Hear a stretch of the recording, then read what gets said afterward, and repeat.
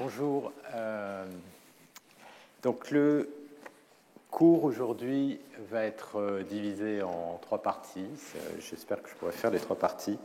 La première partie, je vais reprendre ces descripteurs qui sont covariants, invariants par translation multi-échelle, calculés à partir des transformés en ondelettes. Et on va les regarder dans le contexte du traitement d'image. Et vous verrez notamment le lien rapidement avec la neurophysiologie.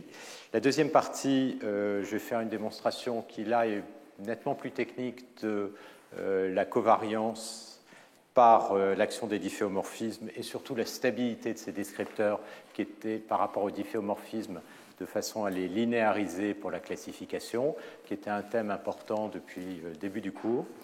Et la troisième partie, je ferai le lien avec l'architecture des réseaux de neurones, notamment en montrant que ce genre de choses s'implémente avec des bandes filtres, c'est-à-dire des cascades de filtrage sous échantillonnage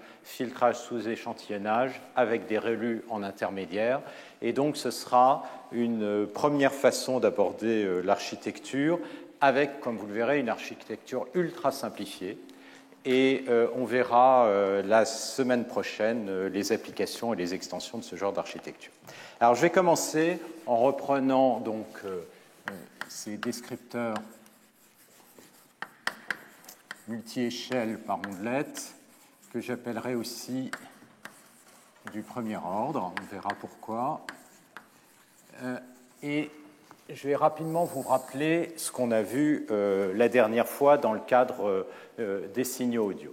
Donc, l'idée, c'est qu'on va définir des ondelettes ici, je vais les indexer par J, qui vont être des fonctions psi qui vont être dilatées par ce facteur a à la puissance j.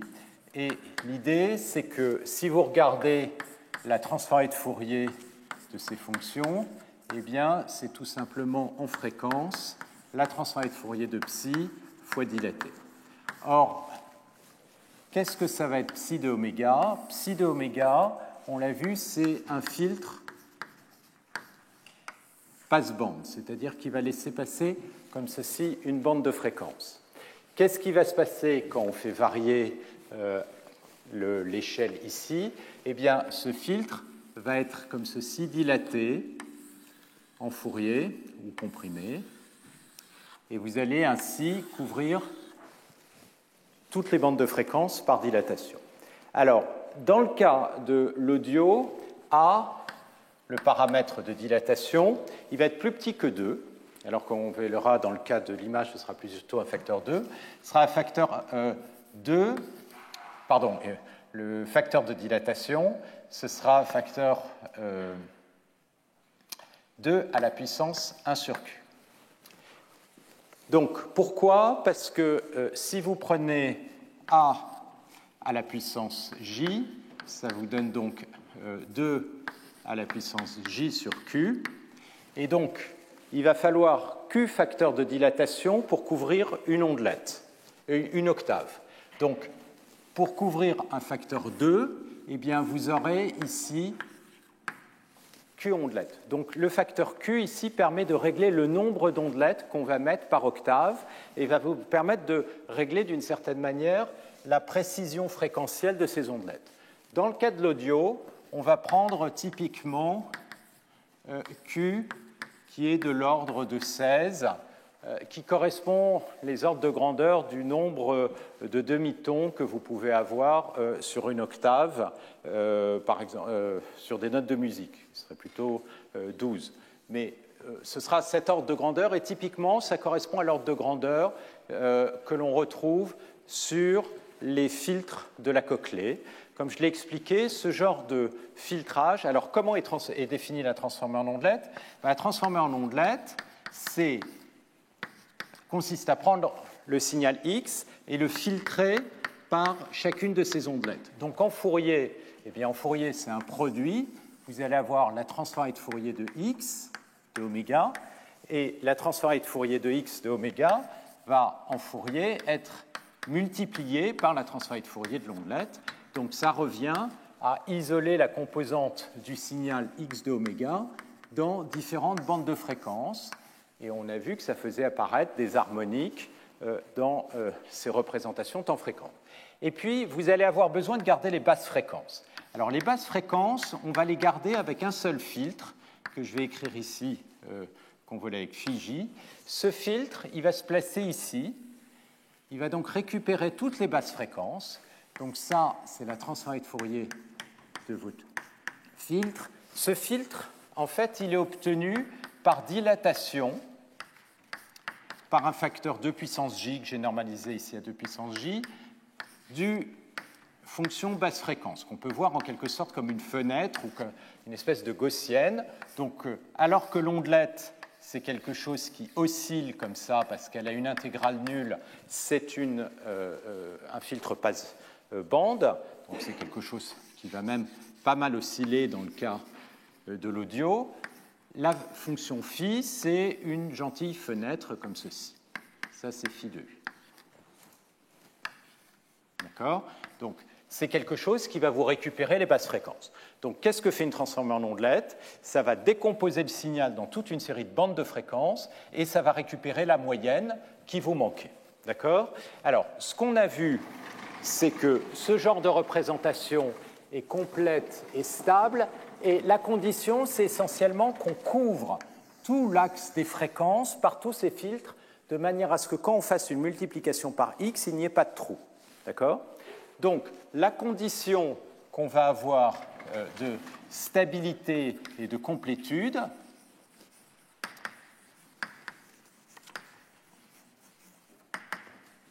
ça va être que si je regarde la somme des transformées de Fourier de mes filtres plus au carré, plus celui qui est en basse fréquence, c'est-à-dire le filtre phi j dont la transformée de Fourier, c'est psi de puissance j oméga au carré, eh bien, ce que je vais imposer, c'est que c'est plus petit que 1. Je normalise la bande supérieure à 1 ici, mais surtout strictement plus grand que 0, c'est-à-dire que pour tout oméga, il n'y a pas de trou. Il existe toujours un filtre qui va couvrir la fréquence en question. C'est ça que veut dire cette inégalité. Et donc, ce qu'on a vu, c'est qu'en particulier, ça impliquait deux choses. Ça impliquait qu'on pouvait reconstruire n'importe quel signal x à partir de ceci, c'est-à-dire qu'on peut définir, on a vu une ondelette, et ça, j'ai fait la démonstration, qui se construit à partir du complexe conjugué divisé par la somme. Alors, la somme S de oméga, c'est cette quantité ici, qui est toujours strictement positive, donc je peux diviser par la somme. Et ce qu'on a vu, en faisant une simple transformée de Fourier, c'est que si je connais les coefficients d'ondelette, c'est-à-dire ces convolutions, eh bien, je peux reconstruire en refaisant une convolution avec cette fonction de reconstruction. Et évidemment, il me faut aussi la partie basse fréquence. Et la partie basse fréquence, il me faut un filtre basse fréquence de reconstruction. Et le filtre basse fréquence, il est défini de la même manière.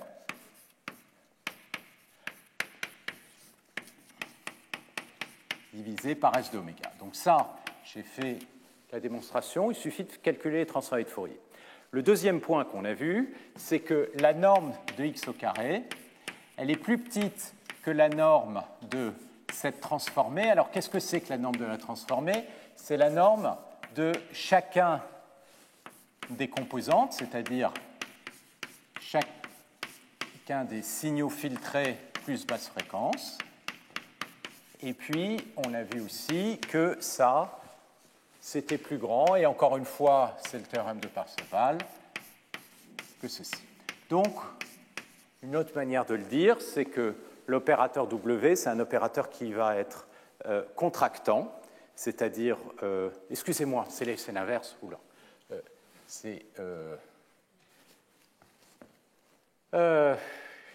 ça c'est WX, c'est l'inverse, puisque la borne elle est dans le sens, excusez-moi.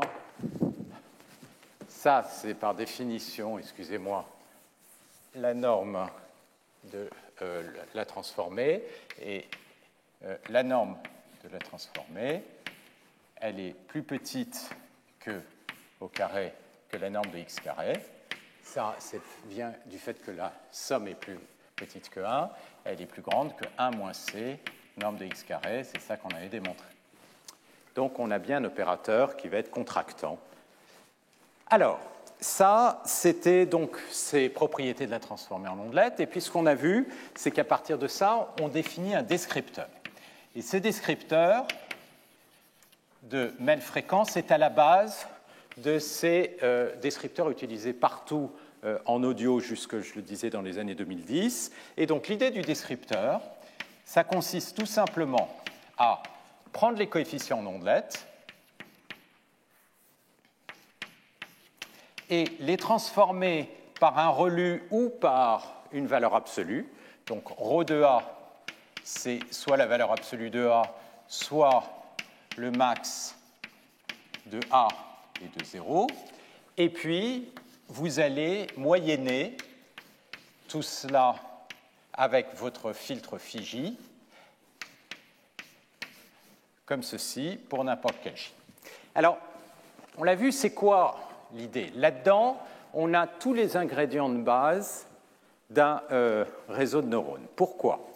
Parce que là, ce que vous allez avoir, c'est votre opérateur. Ça consiste à calculer donc un opérateur linéaire appliqué à x, d'accord, c'est la transformée en ondelette. Et ce qu'on a vu, c'est que cet opérateur linéaire, notamment comment on va choisir l'ondelette, en essayant de construire une représentation parcimonieuse, c'est-à-dire avec le plus de zéros possible. Ensuite, on va faire une rectification appliquée dessus. Alors, observez, la transformée en ondelette, c'est une convolution. Donc, elle est covariante par translation. On a vu comment est-ce qu'on va construire des invariants de manière à se protéger de la variabilité du signal. Eh bien, en appliquant des opérateurs covariants, puis en faisant un pooling, c'est-à-dire une moyenne. Donc, ça, c'est exactement ce qu'on fait. On a un opérateur de convolution, tout ça, ce sont des convolutions, donc covariants par translation. Puis le relu, qui, on a vu, est un opérateur non linéaire aussi covariant. Et enfin, ce qu'on appelle le pooling. Alors, le pooling, je peux, si j'appelle AJ de Z comme étant Z convolé avec Φj, c'est l'opérateur de moyennage, je peux l'écrire comme ça, c'est-à-dire c'est AJ appliqué à tout ça. Donc, Φ de X, c'est tout simplement la cascade de trois opérateurs, l'ondelette qui se parsifie et est covariante, le relu qui est la non-linéarité, et puis ensuite le pooling. Alors on peut se poser la question, à quoi ça sert d'avoir une non-linéarité ici? Ben, si vous n'avez pas de non-linéarité, imaginez que vous éliminiez ça. Vous allez avoir le signal filtré avec l'ondelette, puis ensuite moyenné, de manière à avoir quelque chose de plus invariant possible. Ça va vous donner quoi comme résultat? Ça va vous donner 0. Pourquoi? Parce que x convolé avec psi-j convolé avec phi-j. Qu'est-ce que c'est en Fourier? Ben, vous le regardez, c'est phi de oméga fois psi-j de oméga fois phi-j transformé de Fourier de oméga. Donc vous avez le produit de ces deux filtres. Mais ces deux filtres, si vous prenez le filtre basse fréquence et un autre filtre, ils ne se recouvrent pas pratiquement. Donc le produit, c'est 0. Donc ça va toujours vous donner 0. Pourquoi? Parce que ces coefficients-là, ils oscillent beaucoup, vous les moyennez, ça va vous donner 0. Qu'est-ce que le relu fait? Ben, le relu, il ne garde que la partie positive. Donc ça ne va pas du tout être nul. Donc c'est la non-linéarité qui vous permet d'avoir des nouveaux invariants qui ne sont pas simplement la moyenne. Ça, c'est ce qu'on avait vu d'un point de vue complètement général. Vous avez un groupe, le seul opérateur linéaire qui va être invariant sur le groupe, c'est la moyenne. Là, vous créez des nouveaux invariants avec ce pooling, mais qui est appliqué, cette moyenne appliquée sur cette non-linéarité. Mais évidemment, du coup, les propriétés sont un peu plus compliquées. Alors, c'est quoi la première propriété qu'on avait montrée? La première propriété qui était assez claire, c'est le fait que c'est contractant. C'est-à-dire phi de x moins phi de x' est plus petit que la norme de x moins x'. Pourquoi? Eh bien, parce qu'on a la cascade de trois opérateurs. Transformé en ondelette, c'est contractant. Vous déduisez de ça que si vous avez, comme c'est un opérateur linéaire, n'importe quel x', la distance des coefficients d'ondelette, c'est toujours plus petit que la distance entre les deux signaux. Rho, on l'a déjà vu, relu ou valeur absolue, c'est contractant. Et puis ça, on l'a démontré, c'est un opérateur qui est moyenne, qui va être aussi contractant. Donc, du coup, vous avez quelque chose qui est bien contractant. D'accord? On va voir tout à l'heure la stabilité par déformation. Alors, avant de regarder la stabilité par déformation, je voudrais vous montrer comment on fait la même chose sur des images. Alors, sur des images, les ondelettes, ça va être évidemment, du coup, des filtres bidimensionnels. Alors, comment on va les construire? On va les construire en prenant, pour l'ondelette, un peu comme dans le cas audio, on va prendre une gentille fenêtre, par exemple une gaussienne, et que je vais, de la même manière, moduler avec une fréquence xi qui va être fixée. Alors, G, c'est, si je regarde sa transformée de Fourier, la transformée de Fourier, donc G ici, c'est en deux dimensions, c'est une gaussienne comme ceci, et puis je la module, par exemple horizontalement, donc je vais avoir quelque chose qui va osciller comme ça, donc je vais voir une espèce d'oscillation comme ceci, ça va avoir une espèce de fil qui va osciller comme ceci, en deux dimensions. Sa transformée de Fourier de G, comme j'ai une modulation qui va être translatée en fréquence par la fréquence xi.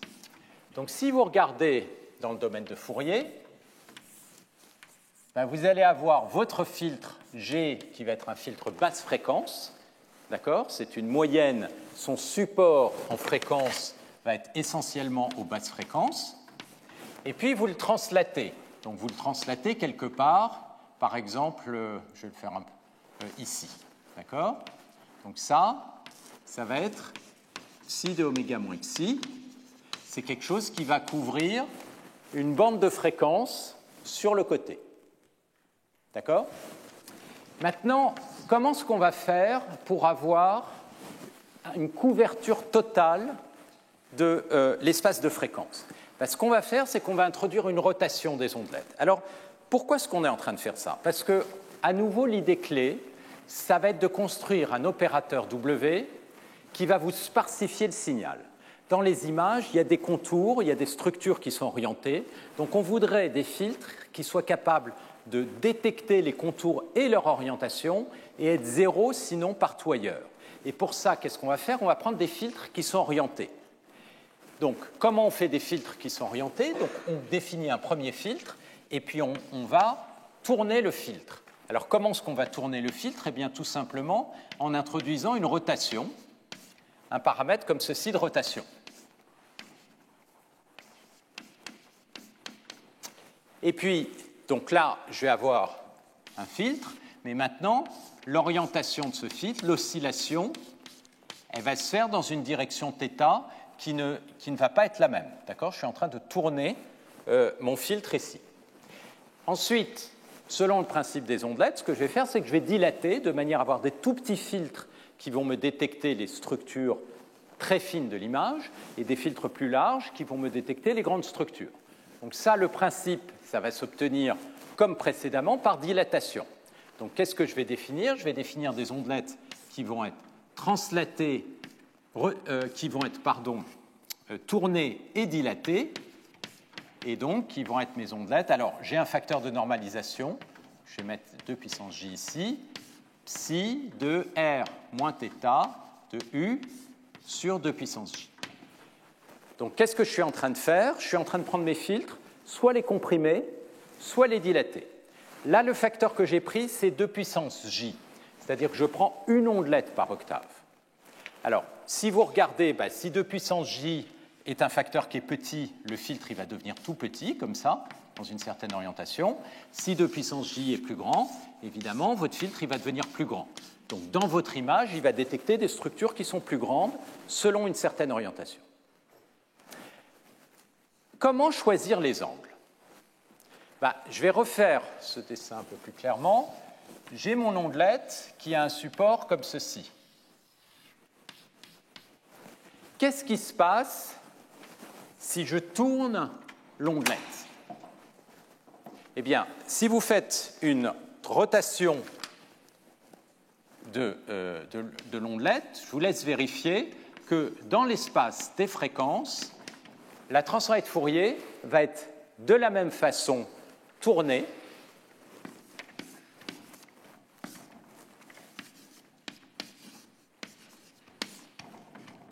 par l'angle Rθ. Donc ça veut dire quoi? Ça veut dire que vous allez avoir votre ondelette, si vous la tournez en fréquence, vous voyez maintenant, au fur et à mesure qu'on va les tourner, les hautes fréquences, elles vont bouger, elles vont être plutôt dans cette direction. Qu'est-ce que ça veut dire et qu'est-ce qu'on montre quand on montre cette propriété? C'est que le support, il va tourner en ondelette.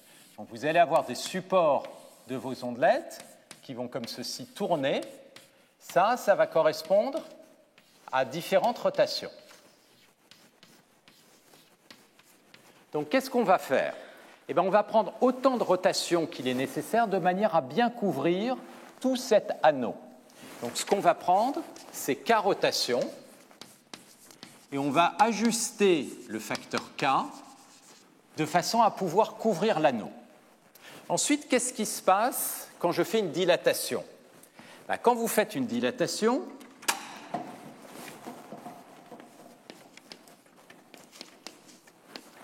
eh bien, ce qu'on sait, c'est qu'une dilatation dans l'espace, c'est la dilatation inverse en Fourier. Donc ceci, c'est la transformée de Fourier à un angle θ fixé en 2 puissance j oméga.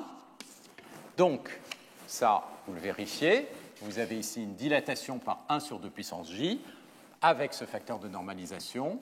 Vous faites le changement de variable, on l'a déjà vu, ça vous donne une dilatation en Fourier. Et donc, qu'est-ce qui va se passer si vous comprimez l'ondelette? C'est-à-dire l'ondelette devient beaucoup plus petite en espace, en Fourier, elle va se déporter, elle va être dilatée, donc se déporter vers les hautes fréquences. Si je prends par exemple celle-ci, eh bien, elle va se retrouver là, et puis là. Et puis si jamais je vais plutôt vers les basses fréquences parce que j'ai dilaté en espace, mon ondelette, elle va plutôt se retrouver là et plutôt là. D'accord? Ça, c'est un angle fixé à dilatation. Si vous faites ça pour chacune de ces ondelettes, bah, celle-là, elle va se retrouver là. Celle-là, elle va se retrouver là. Là.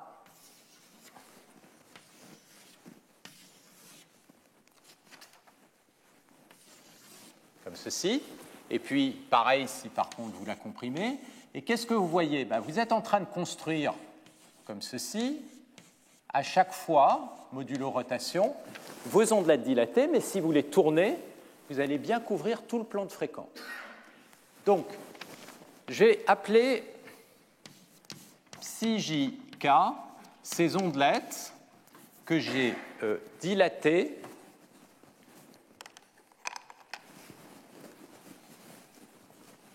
par 1 sur 2 puissance j, et puis que j'ai tourné avec un angle θk. Alors θk, qu'est-ce que ça va être? Ben, θk, si je prends k angle, ça va être 2pi k sur grand K. C'est-à-dire je prends k angles uniformément distribués dans mon plan. Donc je fais une rotation par ces k angles divisé par 2 puissance j, d'accord? Ça va être mes ondelettes élémentaires. Je vais définir une transformée en ondelette. La transformée en ondelette, eh bien, ça va être tout simplement, comme dans le cas unidimensionnel, le filtrage avec chacun de ces filtres. Et puis, qu'est-ce qui va me manquer? Ben, ce qui va me manquer, c'est les basses fréquences ici. D'accord? C'est comme là-haut, c'est les toutes basses fréquences. Les basses fréquences, comment je vais les récupérer? Eh bien, avec un filtre basse fréquence, c'est-à-dire la même chose, mais maintenant c'est un filtre bidimensionnel. Alors, qu'est-ce que ça va être phi de u? Ben, phi de u, on peut prendre par exemple là, la gaussienne d'origine qui était là-bas, et phi j, ça va être cette gaussienne qui va être dilatée.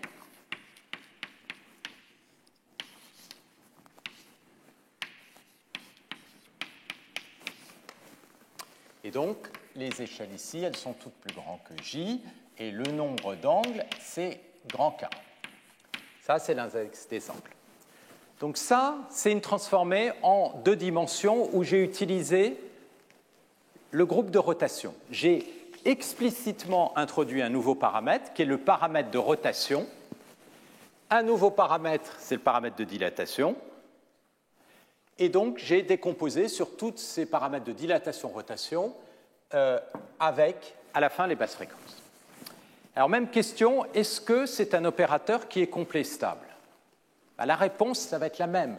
À quelles conditions? Là-haut, on l'a bien vu, il a fallu couvrir l'axe des fréquences. Ici, je l'ai fait en sorte de couvrir tout le plan de fréquences. La condition et la démonstration, elle est absolument identique, parce qu'on utilise pareil la transformée de Fourier, sauf qu'elle est en 2 dimensions. Ça va être le fait qu'il faut que j'ai couvert tout mon plan de fréquences avec les transformés en ondelettes, de Fourier, pardon, de mes ondelettes.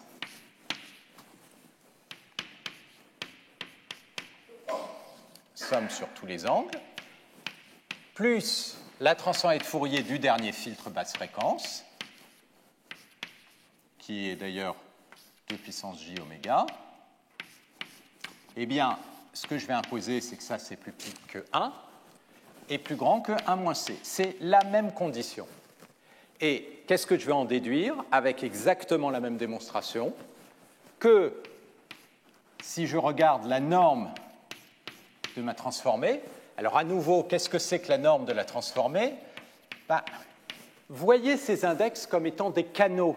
D'accord? Vous avez pris votre image, et votre image, vous l'avez transformée en un vecteur d'image, comme les couches, les canaux d'une couche. D'accord? Et donc, la norme de la transformée, c'est la norme de chacune des composantes. Donc, ceci, ça va être la somme sur J et K des normes des transformées, donc c'est chacune des images, plus l'image basse fréquence que vous avez aussi introduite. Et qu'est-ce que vous allez avoir avec cette condition que ça c'est plus petit que 1 et c'est plus grand que 1 moins c, pardon, fois la norme de x carré et fois la norme de x carré.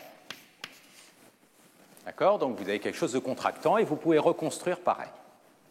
Donc, on est dans la même situation.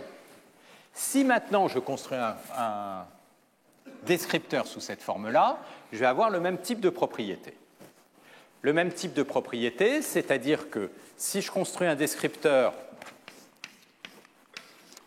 qui est tout simplement revient à calculer ma transformée, qui va essayer de sparsifier mon image, puis je veux construire des invariants, donc je vais appliquer non pas un moyen-âge directement qui me donnerait des coefficients nuls, mais un relu, puis un pooling que je fais avec la convolution avec mes phi.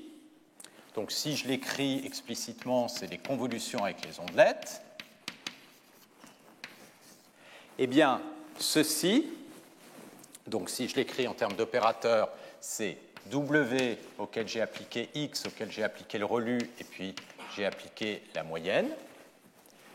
Eh bien, ceci, ça va être un opérateur qui va être contractant, parce que ça c'est contractant, ça aussi et ça aussi, et qui va devenir invariant quand je moyenne beaucoup, parce que j'ai ce moyen-âge. Donc l'idée, c'est sparsité, c'est toujours les mêmes concepts qu'on va retrouver. L'opérateur linéaire, je voudrais qu'il soit covariant et qu'il me produise de la parcimonie. Celui-là, la non-linéarité, il est covariant. Covariant, ça se dit aussi équivariant. Hein. C'est deux mots qui, ici, veulent dire la même chose. C'est-à-dire, si je translate X, la convolution va être translatée, ou sur n'importe quel groupe, il va y avoir une commutation. Et puis, ça, c'est la moyenne qui va faire le pooling. Et le rôle du pooling, c'est de créer un invariant. C'est-à-dire d'éliminer de la fluctuation qui est inutile pour la classification. Et éventuellement, dans un réseau, on va cascader ce genre d'opérateurs. Et évidemment, au lieu de prendre toujours des ondelettes, on va apprendre l'opérateur W, on va voir pourquoi. Alors, je vais, avant de continuer, vous montrer ce que ça donne sur des images.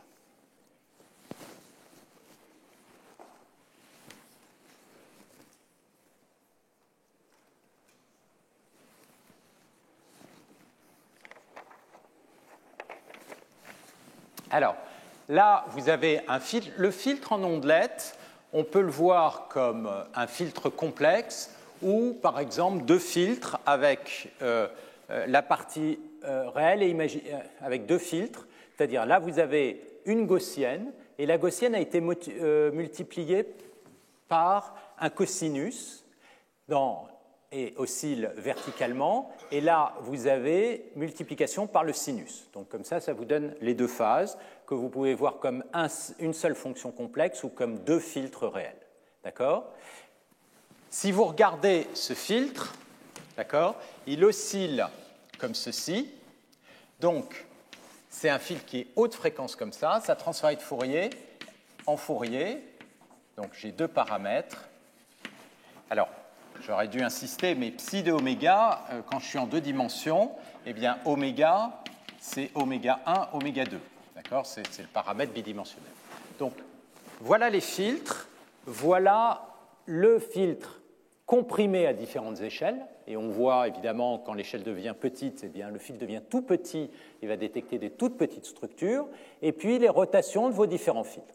Donc là, qu'est-ce que vous faites ? Vous faites votre bande filtre et vous prenez X et vous le filtrez, c'est-à-dire, je vous rappelle, c'est une convolution, donc une intégrale du signal multiplié par l'ondelette qui est centrée en différents points. Donc, ce que vous faites, c'est vous bougez votre ondelette et puis vous regardez en différents points. Et en Fourier, ça c'est un filtre. Quand vous le tournez, la transformée de Fourier va tourner. Quand vous le dilatez, eh bien, les transformées de Fourier vont être dilatées, vous couvrez bien tout votre plan fréquentiel. Donc, vous allez bien avoir cette propriété qui va être vraie pour tout oméga. D'accord ? C'est ça qui est important, c'est que ça, c'est vrai pour tout oméga. Et comme c'est vrai pour tout oméga, eh bien, quand vous faites une convolution, vous multipliez par chacun de ces filtres, vous ne perdez pas d'informations. Et donc, votre transformée, elle va consister à extraire dans différents canaux de fréquence les composantes selon différents angles, et puis la moyenne basse fréquence.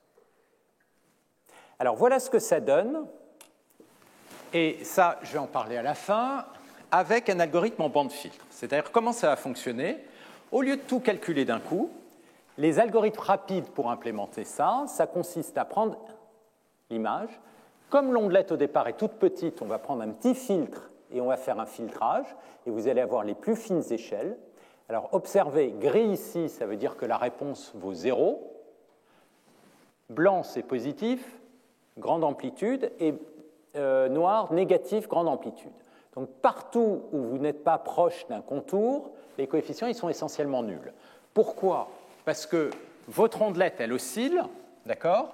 Et si dans le domaine de l'image, toute la région est régulière et que vous mettez quelque chose qui oscille, eh bien, le produit scalaire, c'est-à-dire la corrélation, va être 0, parce que vous intégrez une fonction d'intégrale nulle contre une constante. Par contre, là où vous allez avoir les ondelettes, finalement, ça calcule des variations locales. Là où la variation locale va être grande, bah, c'est près des contours. Et vous voyez quoi ? Bah, apparaître les contours, mais dans différentes directions. Donc vous sélectionnez les contours dans différentes directions. Ça, c'est à l'échelle la plus fine. Comment on va construire l'échelle la plus grande ? Eh bien, ce qu'on va faire, c'est qu'on va moyenner un petit peu, et à partir de cette image qui va être moyennée, sous-échantillonnée, je vais réappliquer des filtres. Et l'idée, c'est que les coefficients d'ondelette ici, eh bien, je vais les sous-échantillonner leur valeur. C'est-à-dire qu'au lieu de le prendre en chaque point, eh bien, je vais le prendre en des points qui sont sous-échantillonnés. Et donc, j'ai une image plus petite. Et donc, ça va vous donner les coefficients d'ondelette à l'échelle suivante, et je vais à nouveau moyenner.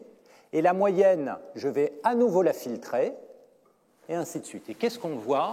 Eh bien, on voit quelque chose, et ça, c'est une structure qu'on appelle un band filtre, qui a été beaucoup étudiée en traitement du signal. C'est à l'origine de l'algorithme de compression JPEG 2000 qui utilise ces ondelettes. Donc tout ça, c'était dans les années 90, mais on voit réapparaître une structure qu'on voit dans les réseaux de neurones. Cascade de filtres sous échantillonnage, filtrage sous échantillonnage, etc.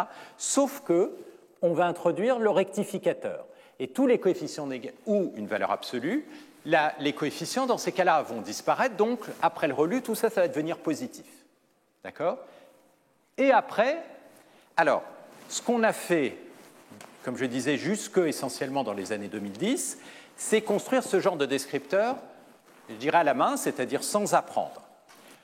Ça, c'était les descripteurs MEL en audio. Ce type de descripteur en image, on a appelé ça, c'est presque équivalent, pas exactement à ce qu'on appelle des SIFT, où il y a des descripteurs qui vraiment correspondent à ça qu'on appelle DAISY. Il y a eu aussi les HOG. Donc, il y a eu toutes sortes de variations autour de ce thème, mais qui essentiellement consistent à prendre le signal, les filtrer dans différentes directions, appliquer une non-linéarité et faire un pooling. Éventuellement, ça peut être un histogramme ou directement la moyenne, comme ceci. Et ça, depuis essentiellement entre les années 2004 et 2012, ça a été la base de tous les algorithmes de reconnaissance en traitement d'image. D'accord ? Donc, c'est assez étonnant. On voit d'un côté aussi bien, et ça a été fait assez indépendamment, du côté de l'audio et du côté de l'image, essentiellement le même descripteur qui apparaît et qui sont très efficaces. La question, c'est pourquoi ? Alors, il y a une première idée. On voit bien, ça a été utile de séparer les différentes structures pour avoir quelque chose de parcimonieux. Ça a été utile d'éliminer la variabilité par translation qui est souvent pas très importante pour la reconnaissance. Mais il y a autre chose, et pourquoi ne pas prendre une transformée de Fourier qui va être très important, c'est le fait que dès que les choses sont déformées, ça va très bien se comporter dans ce domaine, et c'est ce que je vais expliquer. Alors, avant ça, je voudrais vous faire le lien avec la neurophysiologie. Alors, quel est le lien ? Le lien, c'est un peu comme dans le cas de l'audio. Alors, dans le cas de l'audio, c'est quelque chose qui va vous être expliqué plus en détail par Shihab Shamma dans le séminaire à partir de 11h. Dans le cas du cerveau visuel, donc là, vous avez votre œil qui est ici. Donc, ça, disons, c'est le cerveau. Vous avez le nerf optique qui va prendre l'information de la rétine et puis qui va l'emmener à l'intérieur d'abord d'une première région qui est à l'arrière du cortex qu'on appelle V1. Et dans V1, il y a deux chercheurs en neurophysiologie dans les années 60, Hubel et Wiesel, qui ont commencé à modéliser les neurones comme des simples filtres linéaires. Et ils ont essayé de mesurer quel type de filtre la réponse impulsionnelle. C'est-à-dire, ils ont dit, la réponse d'un neurone ici, je vais, en fonction de l'image X qui a été présentée, le représenter comme un filtre comme X, filtré avec un certain filtre H. Et la question qui se sont posée, c'est quoi ? Ce serait quoi H ? D'abord, ils ont observé que la réponse en première approximation du neurone était bien linéaire, et donc ça pouvait faire du sens. Et qu'est-ce qu'ils ont obtenu comme mesure de H ? Donc ça, c'est une photocopie d'un livre de neurophysiologie. C'est des ondelettes, des choses qui oscillent. Et ce qui a été assez étonnant, c'est que suivant l'endroit où ils ont regardé dans le cortex, ils ont vu ces ondelettes qui ont exactement ce type de tête. Ça, pareil, ça sort d'un livre de neurophysiologie. Donc, c'est des filtres, qu'on appelle des filtres de Gabor. C'est exact, ça a été modélisé par des gaussiennes modulées par des sinus et des cosinus. Et ces filtres, ils sont tournés. Donc, c'est exactement le modèle mathématique que je vous ai décrit précédemment. Ils sont organisés en hypercolonnes dans le cortex auditif. Donc, on voit qu'en fonction d'un centre ici, quand on bouge dans la structure corticale, eh bien, les filtres, ils ont des sensibilités en orientation qui changent. Et puis, quand on s'éloigne par rapport à ces centres locaux dans ces hypercolonnes, eh bien, les filtres, ils sont tout simplement dilatés. Et on le voit, au centre, c'est des fils plutôt basse fréquence, et puis quand on s'éloigne, on a des fils qui deviennent de plus en plus haute fréquence. Ça, c'est une carte qui ressemble un petit peu à cette carte en fréquence. Donc, ça a été assez étonnant de voir ce genre de choses. Évidemment, ensuite, il y a des non-linéarités très fortes qui s'appliquent sur ces filtres. Et ensuite, ils ont regardé sur d'autres zones. Et ce qu'ils ont observé, c'est qu'il y a aussi des cellules qui sont plus compliquées, qu'on appelle des cellules complexes. Et qu'est-ce que ces cellules complexes font ? Ça, c'est pareil, c'est une photocopie d'un livre qui date avant de toutes ces histoires de réseaux de neurones profonds. Donc, c'est cellules complexes. Leur propriété, d'abord, c'est qu'elles sont très non linéaires. Par ailleurs, elles ont des champs récepteurs beaucoup plus grands. Ça veut dire qu'elles intègrent des informations dans un domaine de la rétine qui est plus grand. Et surtout, elles commencent à devenir invariantes par des transformations, notamment des translations. C'est-à-dire quand vous bougez l'image de la rétine, la réponse de la cellule bouge très peu. Donc, vous avez une forme d'invariance, de non-linéarité, et une des grandes questions, c'est de modéliser ces cellules complexes. Et puis ensuite, quand vous bougez... Alors là, je suis en train de bouger dans le cortex visuel. Là, j'ai V1. Autour, j'ai ce domaine qu'on appelle V2, où on voit beaucoup de ces cellules complexes. Il y en a aussi dans V1. Et puis ensuite, il y a une zone qu'on appelle V4 et IT. Donc ça, c'est un chemin ventral à l'intérieur du cortex. Eh bien, quand on arrive vers V4 et IT, on commence à avoir des cellules ou des réseaux de cellules qu'on a appelés des cellules grand-mères, qui commencent à devenir très sensibles à des structures particulières, votre grand-mère, des camions, des chaises, etc., qui sont très invariantes, c'est-à-dire qu'elles vont répondre même si le camion change, si vous avez votre grand-mère bouge, saute ou a des expressions différentes. Et suivant la chaise, ça peut être des chaises très différentes. Donc vous avez des choses qui deviennent très très invariantes, mais invariantes sur des transformations beaucoup beaucoup plus compliquées que des simples translations, et des neurones qui commencent à devenir beaucoup plus spécialisés. Et évidemment, la question, c'est comment on est passé de là à là.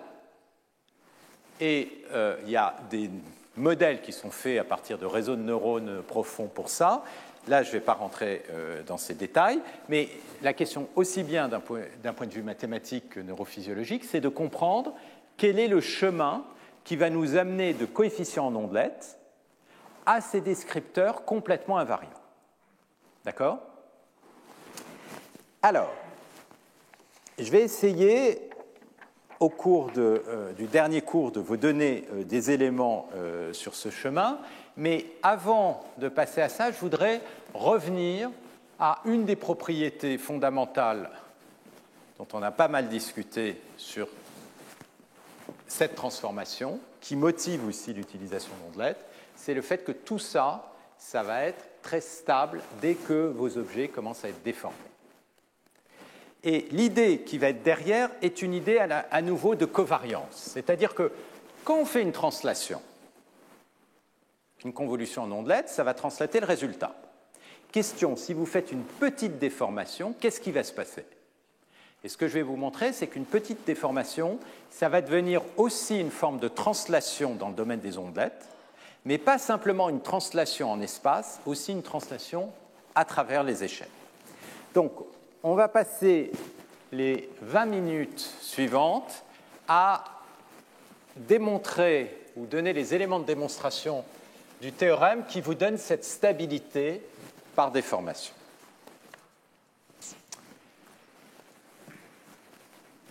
Donc, la chose qui est importante à retenir aussi là-dedans, c'est que, au fond, le problème que vous est le même si vous êtes en train d'étudier de l'audio, si vous êtes en train d'étudier des images, ou comme on le verra la fois prochaine, si vous faites de la chimie quantique. Les propriétés de maths, au fond, sont exactement les mêmes. Vous avez besoin de quelque chose qui va vous rendre votre problème parcimonieux, vous avez besoin de quelque chose qui va vous créer des invariants par rapport à vos groupes que vous voulez, de variabilité que vous voulez éliminer, et vous allez avoir un problème où les déformations vont jouer un rôle, donc séparer les échelles avec des ondelettes, appliquer votre non-linéarité et faire votre Moyen-Âge de manière à avoir quelque chose qui devient invariant. Alors, le théorème suivant, je vous l'ai donné, c'est le théorème de stabilité par déformation. Et c'est là-dessus qu'on va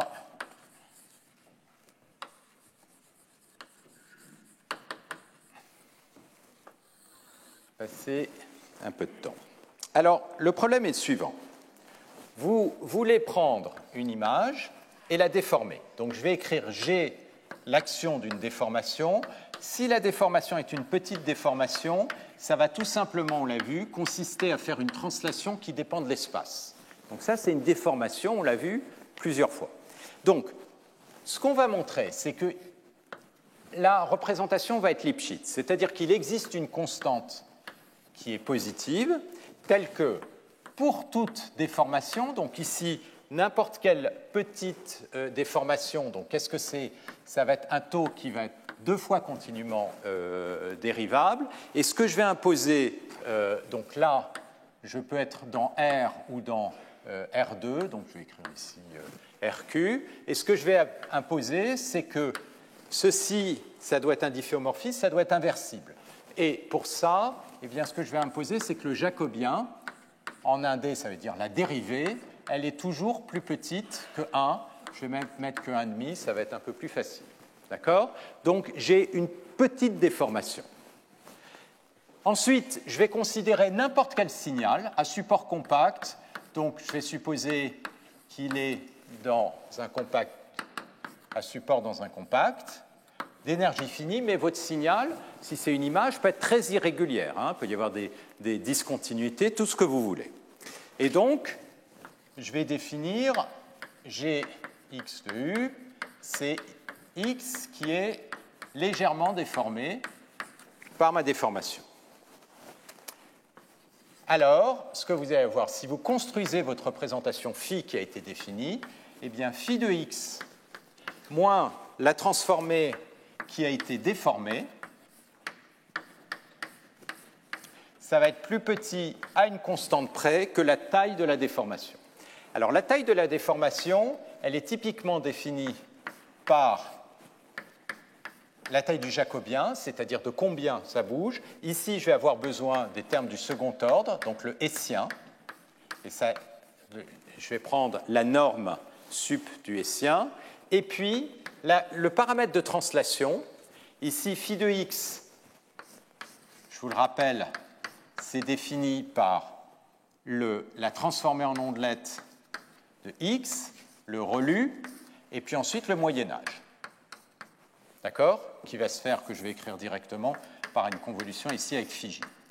Donc ça va dépendre de la taille du moyen-âge. L'invariance par translation, ça va être évidemment que sur le domaine où je moyenne.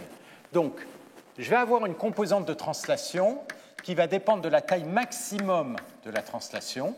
Donc, taux infini, c'est le max sur U de taux de U, multiplié par 2 puissance moins J. Donc, qu'est-ce qu'on a? On a essentiellement que si la déformation est petite, ça va bien être petit. Si la composante de translation elle est petite devant la taille de moyen-âge, eh bien ceci va être petit, c'est-à-dire je vais bien avoir quelque chose qui est Lipschitz, c'est-à-dire que ça varie comme la taille de la déformation. Donc dans ce domaine, tout est régulier. Et on va voir que la raison pour laquelle on a ça, c'est une propriété de covariance. Donc c'est ça que je voudrais montrer. Donc, je ne vais pas le montrer en détail, je vais plutôt vous montrer la structure de la démonstration et l'argument principal qui permet d'obtenir ce résultat.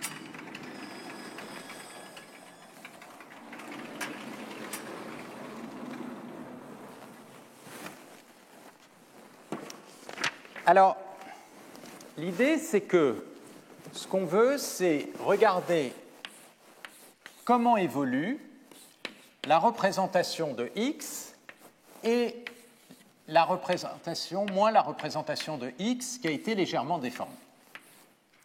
Alors, qu'est-ce que c'est ceci? Eh bien, on l'a vu, ça va consister à prendre x, le transformer avec la transformée en ondelette, appliquer le relu, et puis appliquer votre moyen-âge. Et puis, on va soustraire la même chose, sauf que ça a été appliqué à x qui a été déformé, d'accord, et puis qui a été moyenné. D'accord? Donc, ça, comme ça, c'est un opérateur linéaire, je peux le regrouper, d'accord, c'est tout simplement la différence entre la représentation en ondelette après relu qui a été moyennée. Ici, je vais supposer que la fenêtre de moyen-âge est toujours positive. D'accord? Mais ce que vous savez, c'est que ceci, c'est un opérateur qui est contractant. Ça va simplement moyenner de façon positive. Donc, vous vérifiez facilement qu'à cause de la contractance, ça c'est plus petit que prendre directement le ReLU à l'extérieur. Et même, ce que vous savez, c'est que ρ de A moins ρ de B, c'est plus petit que valeur absolue de A moins B. Donc, ça va être plus petit que prendre la valeur absolue de W de X moins W de Gx, c'est-à-dire je fais sauter convolé, parce que ça c'est toujours positif, avec phi j. Et comme je prends une norme, la norme ça va être la valeur absolue, donc celle-ci, je peux l'enlever. Et donc ce que vous voyez, c'est que vous pouvez faire sauter la non-linéarité, parce qu'essentiellement la non-linéarité elle est contractante. Donc la différence, d'accord, je vais pouvoir l'estimer à partir de la différence des parties linéaires. Donc la question c'est comment se compare la transformée en ondelette d'un signal et la transformée en ondelette d'un signal qui est déformé. Et là, ce que j'ai dit, c'est que j'ai envie de faire apparaître le fait que la transformée en ondelette, elle commute quasiment avec mon opérateur G, c'est-à-dire ma déformation. Alors, qu'est-ce que c'est que la déformation qui serait appliquée à une transformée en ondelette? Donc, la transformée en ondelette de X en un U et une échelle log de S, d'accord? Ça, c'est X convolé avec l'ondelette pris en U. Transformée en ondelette, je la paramétrise par log de S parce qu'on a vu les échelles S que je vais prendre, c'est des A puissance J. G appliqué à ce coefficient en ondelette, ça veut dire appliquer une déformation à la transformée en ondelette. Eh bien ça, c'est la transformée en ondelette de X qui est déformée, donc j'enlève le taux de U ici, à log de S. Et la question que je vais me poser, c'est est-ce que ça, c'est à peu près égal à la transformée en ondelette de X fois G de X? Ça veut dire que la déformation commute, autrement dit, j'ai quelque chose de covariant. La réponse, c'est que ça, c'est presque égal, pas tout à fait, et ça va m'être donné par le lemme suivant. Alors ça, c'est le lemme principal, toute cette démonstration, et qui est le plus délicat à démontrer. Qu'est-ce qu'il dit? Et il dit qu'effectivement, j'ai quasiment quelque chose qui va commuter, mais à un terme près. Donc, c'est-à-dire qu'il existe une constante telle que pour tout x dans mon domaine, je vais évidemment supposer que j'ai bien quelque chose qui est plus petit que 1,5, petite déformation.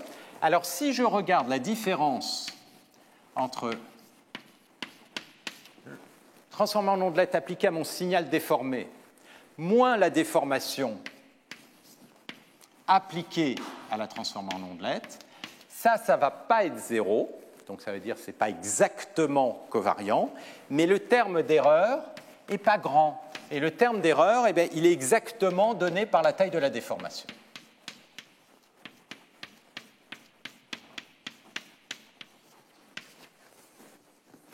D'accord?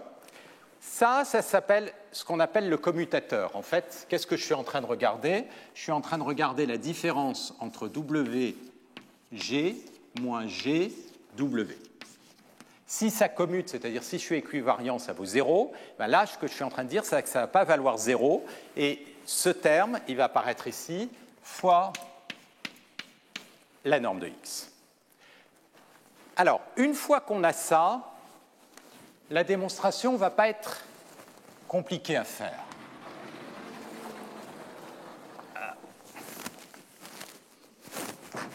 Hop. Ouais, sauf que je devrais envoyer l'autre plus haut pour avoir voilà, les deux. OK. Alors, on va voir comment, une fois qu'on a cette propriété, eh bien, le résultat va apparaître. Et puis ensuite, évidemment, Tout le problème, ça va être de démontrer cette propriété.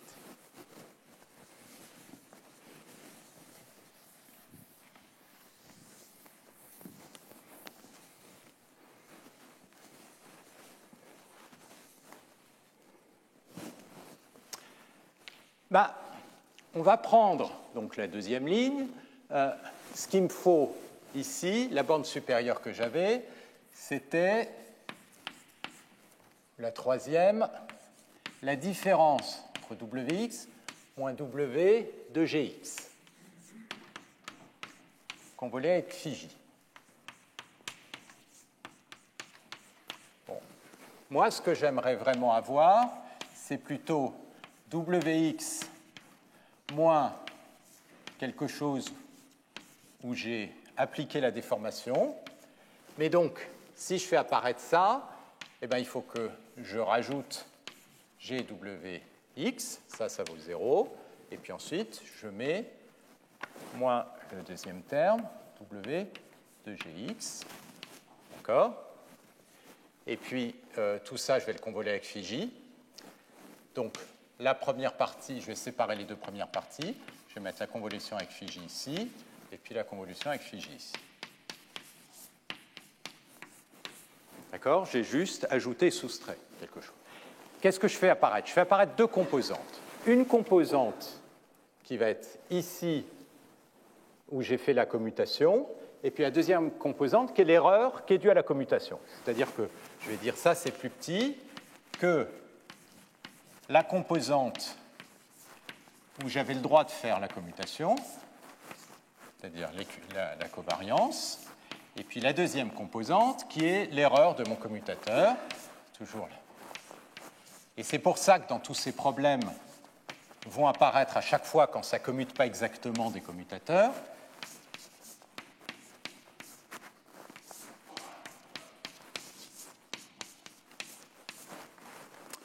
Maintenant, qu'est-ce que je sais? Eh bien, je sais que la convolution avec phi j, c'est un opérateur qui est contract. Donc, cette composante-là, cette norme, elle est plus petite que si j'enlève ça, parce que le Moyen-Âge, ça va plutôt contracter. Donc ça, j'ai une borne supérieure que je peux construire simplement en éliminant ceci. Et là, la borne supérieure, je peux le faire directement comme ceci.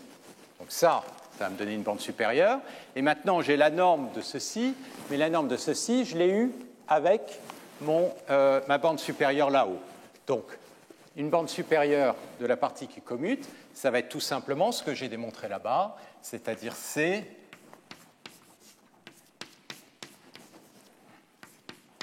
plus la partie du Hessien fois la norme de X. Maintenant, qu'est-ce qui reste? C'est ça. Ça, qu'est-ce que c'est? C'est la différence entre une transformée en ondelette et une transformée en ondelette où chacun des composantes a été légèrement déformé. Mais après Moyen-Âge, essentiellement, la déformation, elle va essentiellement disparaître. Tout ce qui va rester, c'est la grosse composante potentiellement de translation. Et donc, ce qu'on va montrer, et ça va être le deuxième lemme, c'est que si vous regardez la différence entre, je vais faire sur un signal particulier, moins ce signal qui est déformé, convolé avec phi j, eh bien ça, c'est plus petit que 2 puissance moins j fois la taille maximum de la translation dans la déformation fois la norme de z. Donc ici, qu'est-ce qu'on va avoir? On va avoir exactement, et puis il y a une constante c, on va avoir une constante c fois 2 puissance moins j fois norme de taux infini fois la norme de Wx, mais la norme de Wx, c'est plus petit que la norme de x, donc fois la norme de x. Et ça plus ça me donne le résultat du théorème qui est là-bas. Donc, si je résume la structure de la démonstration, ça consiste à observer qu'une déformation, ça commute presque avec une transformée en ondelette, et ça va être le point important qu'on va voir. Et donc, j'ai un terme d'erreur qui, en fait, correspond à la taille de la déformation, Et une translation après Moyen-Âge, eh bien, c'est quasiment zéro à un terme d'erreur qui est la taille de la translation fois le domaine de Moyen-Âge, c'est-à-dire évidemment, l'erreur elle est petite tant que la translation est petite par rapport au domaine de Moyen-Âge. Et vous mettez les deux composantes et vous avez votre théorème. Donc, pour démontrer le théorème, la difficulté principale, ça va être de démontrer les deux lemmes. Et il y en a un qui est difficile et intéressant, c'est le lemme 1. Alors, vous avez les démonstrations en détail dans un papier qui est sur le site web.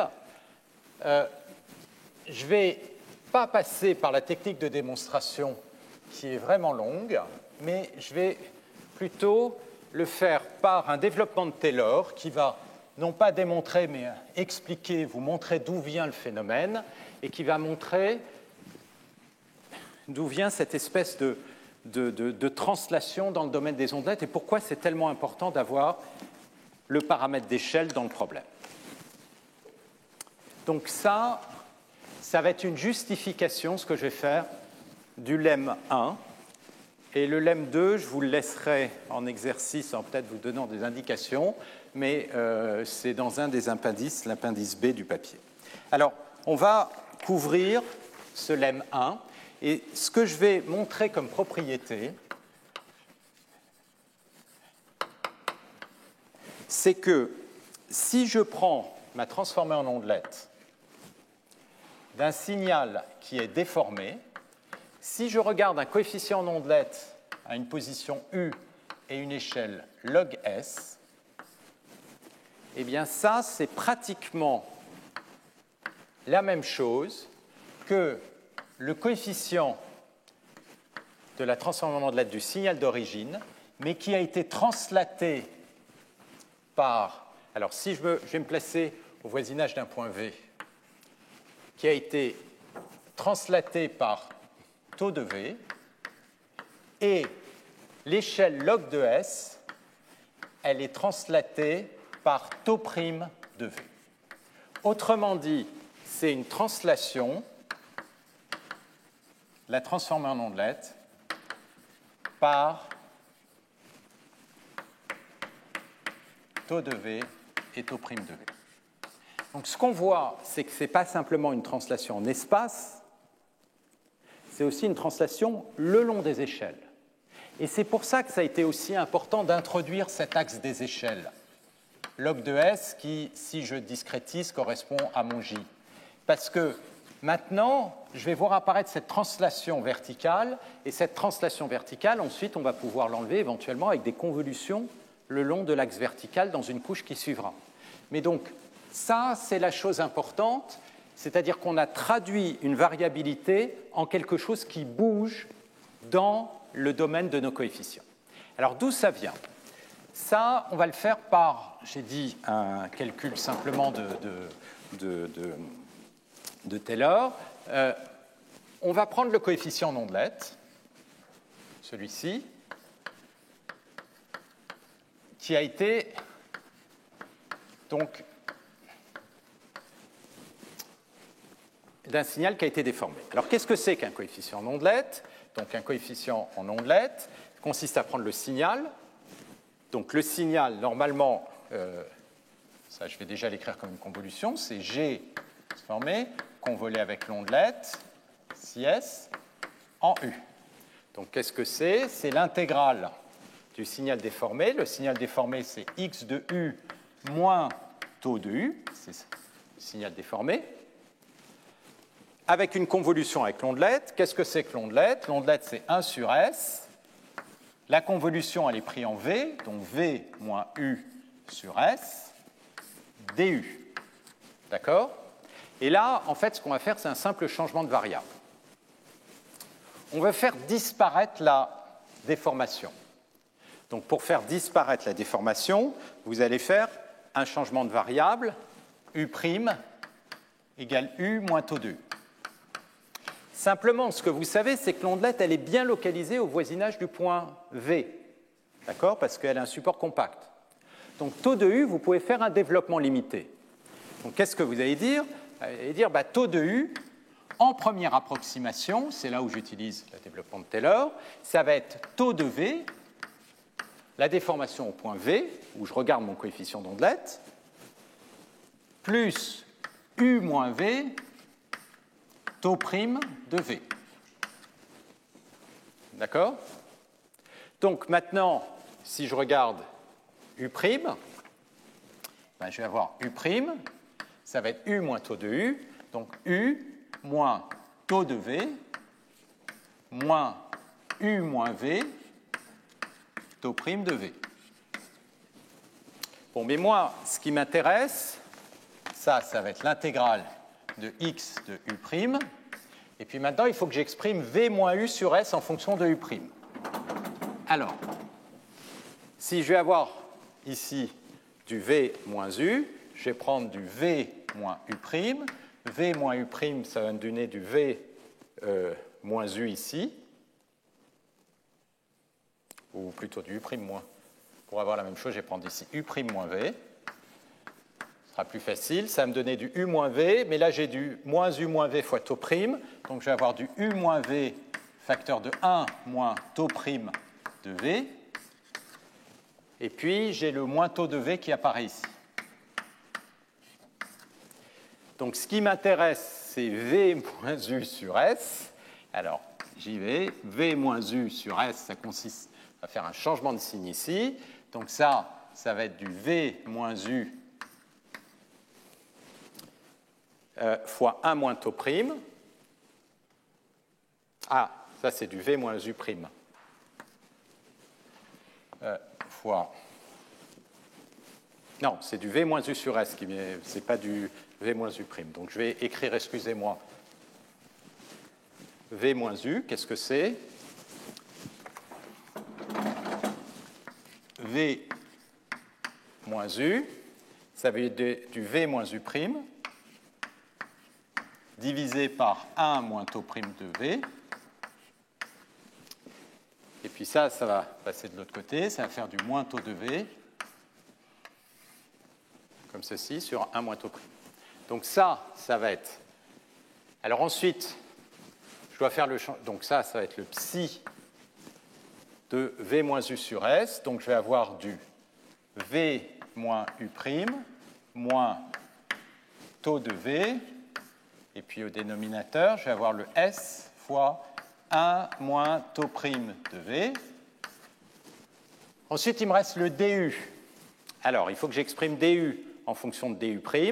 Mais ce que vous voyez ici, c'est que vous allez avoir que, si je le calcule ici, DU',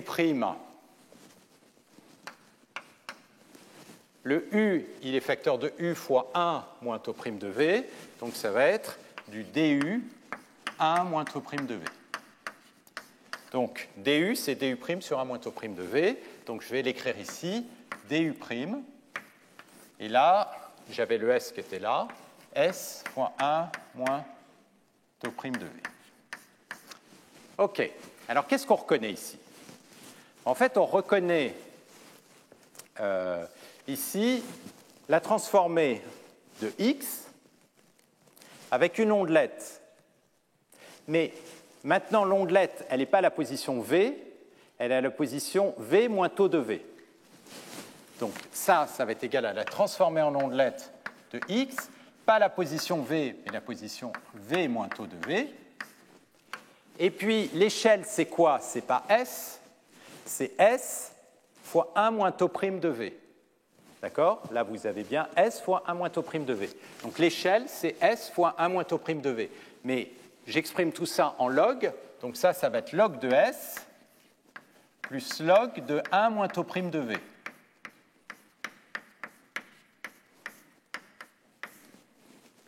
Donc là, j'ai une égalité. Mais log de 1 moins taux prime de V, si taux prime est petit, c'est à peu près égal à moins taux prime de V. Et donc là, qu'est-ce que j'ai? En première approximation, je vais avoir du log de S moins taux prime de V. Et donc ce qu'on voit apparaître comme terme principal, c'est ce que je vous ai dit. On voit apparaître le fait que la transformée en ondelette du signal déformé, le terme dominant, c'est la translation spatiale et une translation le long des échelles. Alors, une fois qu'on a ça,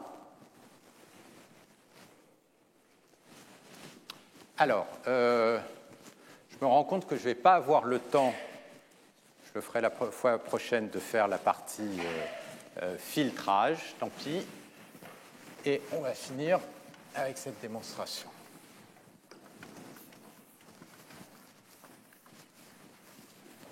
C'est un peu trop ambitieux. Donc, qu'est-ce que ceci va nous dire par rapport à notre laine qu'on doit démontrer? Ce qu'on a démontré, c'est que... Quoi? On a démontré. On a montré qualitativement, c'est que la transformée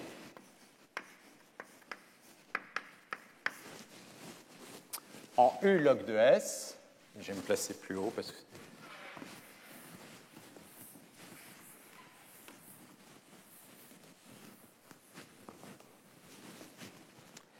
La transformée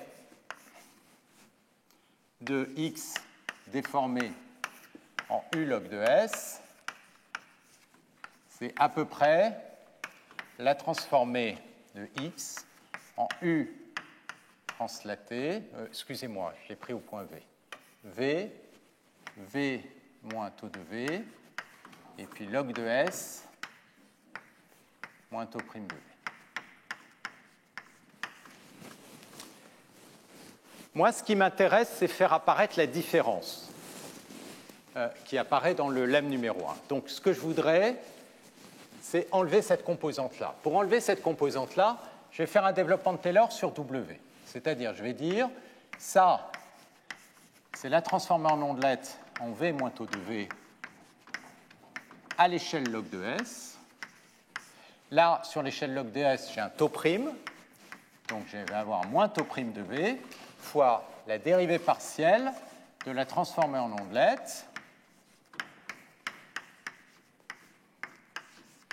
relativement au log de l'échelle. Donc là, ce que je regarde, c'est la sensibilité, la variation de la transformée, non pas le long de cet axe-là, mais le long de l'axe des échelles. D'accord? Donc, il faut calculer ceci. Alors, il y a un autre petit lemme qui vous dit, si je regarde la transformée en ondelette et la dérivée le long de l'axe des échelles, en fait, c'est un signe près égal à la transformée en ondelette moins une autre transformée en ondelette que je vais appeler W bar de X. Et W bar, en fait, c'est calculé par rapport à une autre ondelette. C'est X convolé avec une autre ondelette qui a été dilatée. Et cette autre ondelette, je vais vous dire ce que c'est, psi bar de U, c'est U. Tout ça, je le fais en une dimension. Donc, psi prime de U. Donc ici, je vous fais tout, j'aurais dû bien le dire, mais ça c'est assez clair. Là, je suis V, c'est une variable monodimensionnelle. Alors, comment est-ce que ça, ça se montre? Vous regardez la dérivée partielle. Ça, c'est quoi? C'est la dérivée partielle de X convolé avec psi S pris en X, pris en U. Donc, si vous calculez la dérivée par rapport à log de S, dérivée par rapport à log de S, c'est 1 sur S dérivé par rapport à S. Ça va être ceci. Qu'est-ce que c'est psi S? Psi S de U, c'est 1 sur S psi de U sur S. Donc, si vous dérivez ceci par rapport à S, vous voyez, là, il commence à y avoir un peu de calcul, eh bien, vous faites la dérivée ici, ça va vous sortir un U sur S carré. Donc, vous allez avoir un 1 sur S avec un signe moins U sur S carré fois psi prime de U sur S. Et puis, vous avez le terme où vous dérivez le 1 sur S. va vous faire du moins 1 sur S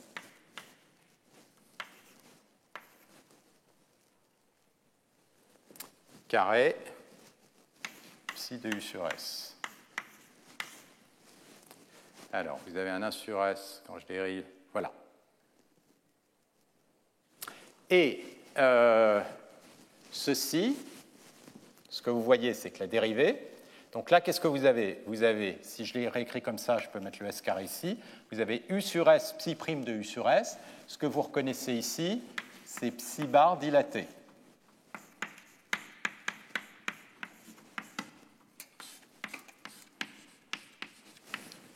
Donc, ceci, ce que vous reconnaissez à un facteur 1 sur S, là, donc, là vous avez moins 1, ça c'est moins 1 sur S, psi bar S de U, et puis là, vous avez un moins 1 sur S psi de U sur S, c'est psi S.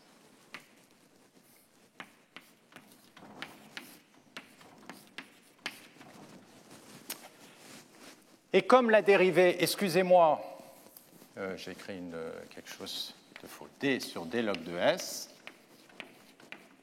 c'est S fois D sur DS. Le S, il est en haut.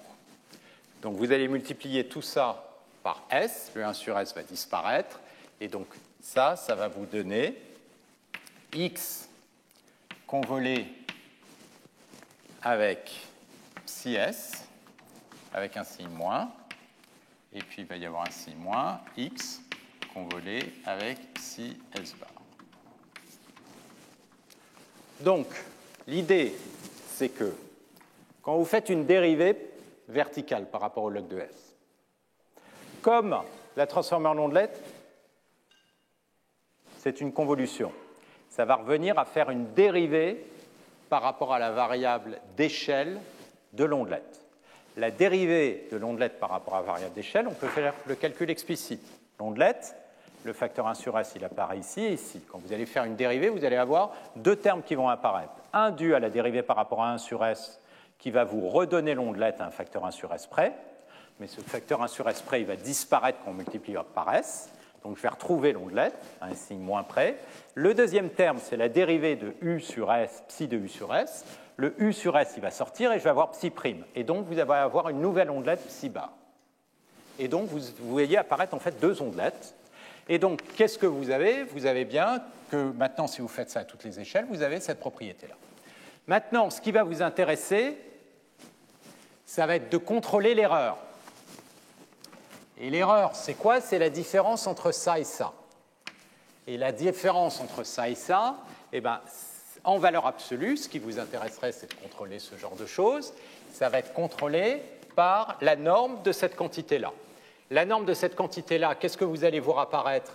C'est ce terme-là. Le maximum de ce terme-là, ça va être la valeur maximum du taux prime. Et puis vous allez avoir apparaître la norme de cette quantité-là. Mais la norme de cette quantité-là, c'est la norme de la somme. Mais ce que vous savez, c'est que la norme de la transformée en ondelette, c'est plus petit que norme de x. Et la dernière chose qui reste à montrer, c'est que quand vous calculez votre transformée en ondelette avec cette autre ondelette, bah vous avez pratiquement le même résultat, à une constante près. Ça se démontre. Et comment ça se démontre? Eh bien, vous avez besoin de prendre votre nouvelle ondelette et démontrer que votre nouvelle ondelette satisfait une inégalité comme ça en Fourier. Et ça, c'est un exercice sur la transformée de Fourier. Alors, ça va vous démontrer que vous avez bien votre taux prime, et donc vous allez bien démontrer ce genre d'inégalité, sauf que je n'ai pas le terme d'ordre 2, parce que le terme d'ordre 2, je l'ai éliminé en faisant ma série de Taylor à l'ordre 1. Alors, ça vous donne qualitativement la raison. Qualitativement, la raison, à nouveau, c'est quand vous appliquez une déformation, vous allez avoir une translation en espace et le long des échelles. Et l'erreur, elle va être de l'ordre de la taille de la translation le long des échelles, et le long des échelles, ça va être taux prime. D'accord? Et le long de l'espace, le deuxième terme d'erreur, il va être dû au terme de translation. Alors, juste un commentaire, ça, ce n'est pas du tout la façon dont on fait vraiment la démonstration, parce que quand on fait ça, on n'est pas du tout en train de démontrer rigoureusement, parce qu'on a tous les problèmes de termes d'ordre supérieur, qu'il y a cette inégalité. Donc la technique de démonstration passe par un chemin qui est très différent, nettement plus compliqué, mais ça, vous avez tous les détails dans le papier. Mais la raison pour laquelle ça marche, c'est celle-là. D'accord ? Le dernier point qui me reste pour finir ma démonstration, c'est celui-là. C'est de dire pourquoi est-ce que lorsque j'ai fait ma déformation, je fais la convolution spatiale, mon erreur, elle va être de l'ordre de la translation. Alors, à nouveau, je vais vous donner l'argument plutôt que les détails, et les détails, elle est dans l'appendice B du papier. Donc ça, pour ceux qui veulent voir les maths, vous l'aurez là. Celle-là, elle est nettement plus facile à faire.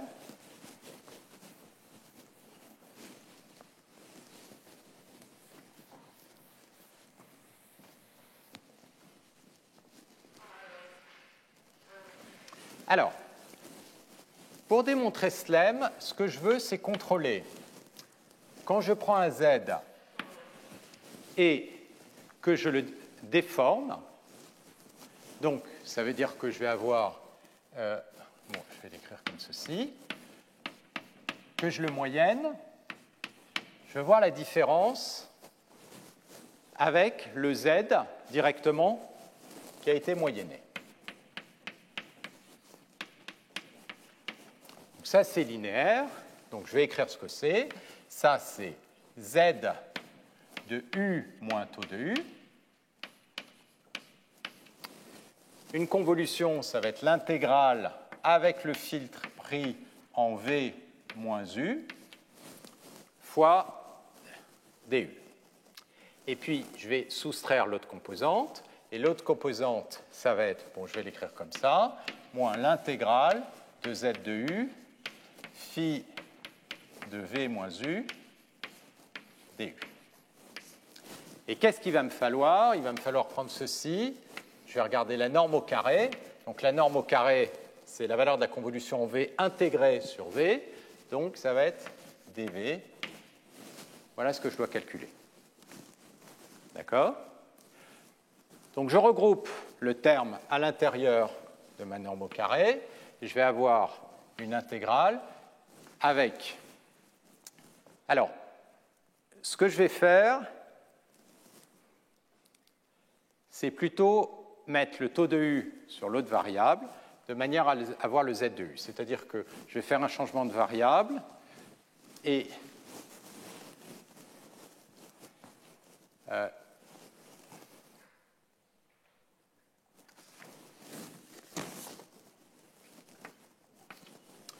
puis ensuite je vais avoir ici le phi j en u moins taux de u pardon, la valeur elle est prise en v, v moins taux, donc je vais avoir moins u' plus taux de u', et puis le du comme le u', c'est u moins taux de u, le d de u', il va être en d de u fois 1 moins taux prime de u. Alors je vais une seconde, ça, je vais considérer une seconde que c'est de l'ordre de 1, ça me rajoute un terme de plus qui va être en taux prime de v, que je vais pouvoir absorber avec l'autre. Je vais simplement considérer ce terme ici. Dans ce terme ici, qu'est-ce que je vais avoir? L'intégrale de z de u, donc là j'ai maintenant des u', et je vais avoir la différence entre mon noyau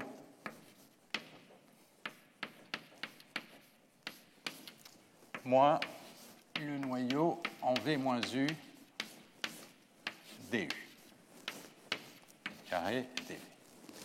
Et c'est là que, qu'est-ce qu'on voit apparaître? En fait, ce qu'on est en train de dire, c'est que si vous avez un signal, vous le translatez, vous avez une convolution, et vous voulez le comparer avec le signal qui n'a pas été translaté, eh bien, ça va revenir à regarder la différence du noyau de convolution aux deux points, au point original et au point translaté. Mais comme le noyau il est très grand, ben ça, ce que vous pouvez dire, vous avez un incrément de la fonction, et l'incrément de la fonction, vous allez dire il va être plus petit. Si vous regardez en valeur absolue, si vous mettez les valeurs absolues à l'intérieur, eh bien, ça va être plus petit que la valeur maximum que peut atteindre la dérivée. Donc, la valeur maximum que peut atteindre la dérivée, fois la taille maximum de l'incrément. L'incrément, c'est tau, donc ça va vous donner un taux infini.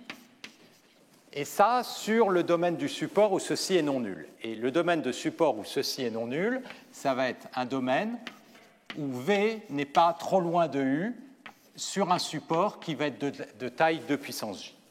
Donc, on voit apparaître ceci. Or, la dérivée de phi prime, il va y avoir un 2 puissance moins j qui sort, et vous allez avoir le 2 puissance moins j fois taux infini qui apparaît ici. Ensuite, il faut travailler pour faire sortir la norme de z, et donc avoir la bonne inégalité. Donc, on va s'arrêter là sur le principe de ces démonstrations. Ce que je veux simplement montrer, c'est qu'une propriété finalement aussi naturelle que ça, en fait, c'est assez difficile à montrer parce qu'il faut le montrer sur tous les canaux simultanément. C'est-à-dire montrer que toute l'erreur sur tous les canaux simultanément, elle est petite.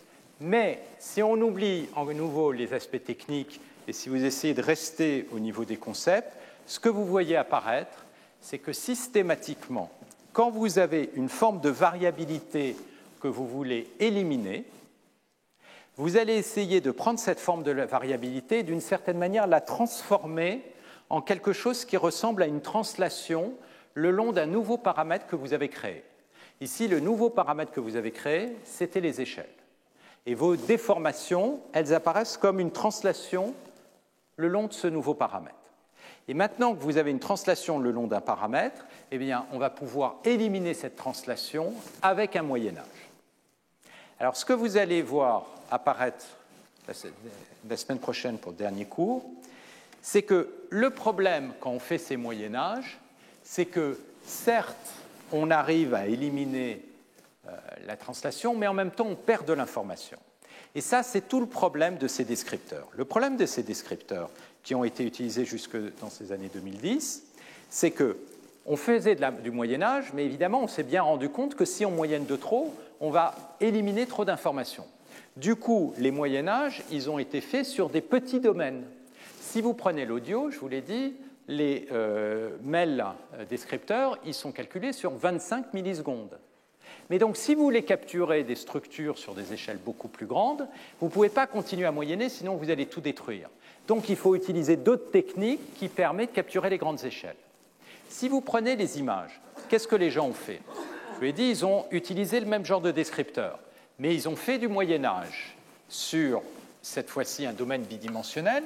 Si vous avez l'image, eh bien en fait, ils ont limité leur Moyen-Âge à des petites fenêtres d'images, typiquement de 8 par 8, voire maximum 16 par 16 pixels. Parce qu'ils savaient très bien que s'ils moyennaient de trop, et ça, on va bien le voir la fois prochaine, eh bien on perdait trop d'informations. Du coup, on a une description locale de l'image, on a des descripteurs locaux, mais si j'ai une grande structure, je ne la capture pas par ces descripteurs locaux.